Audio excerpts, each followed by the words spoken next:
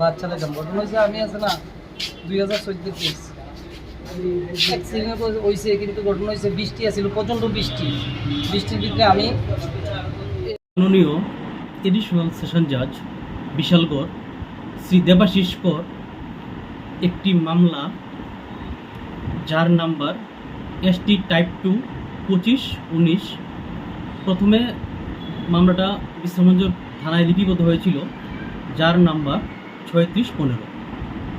এই মামলায় মাননীয় এডিশনাল সেশন জাজ একটি চূড়ান্ত রায় প্রদান করেন এবং চূড়ান্ত রায় প্রদানকালে অভিযুক্ত আসামি জীবনকৃষ্ণ দেবনাথকে এই মামলায় 10 বছরের সশ্রম কারাদণ্ড দেন, সাথে 50,000 টাকা জরিমানা করেন। অনাদায়ে আরও 1 বছর সশ্রম কারাদণ্ড ভোগ করতে হবে।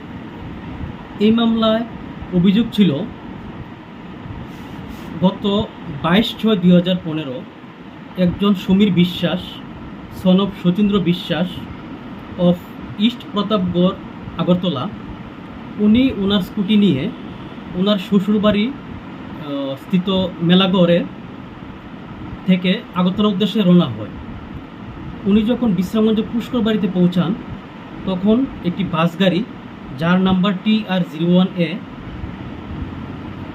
1297, উক্ত ঘাতক গাড়িটি আগরতলা থেকে উদয়পুর যাওয়ার পথে সমীর বিশ্বাসের স্কুটিতে সজোরে ধাক্কা মারে এবং সমীর বিশ্বাসকে গাড়ির নিচে মানে অনেক দূরে পেশে নিয়ে যায়, নিয়ে আরেকটি বোলেরো গাড়িতে ঢেস করে।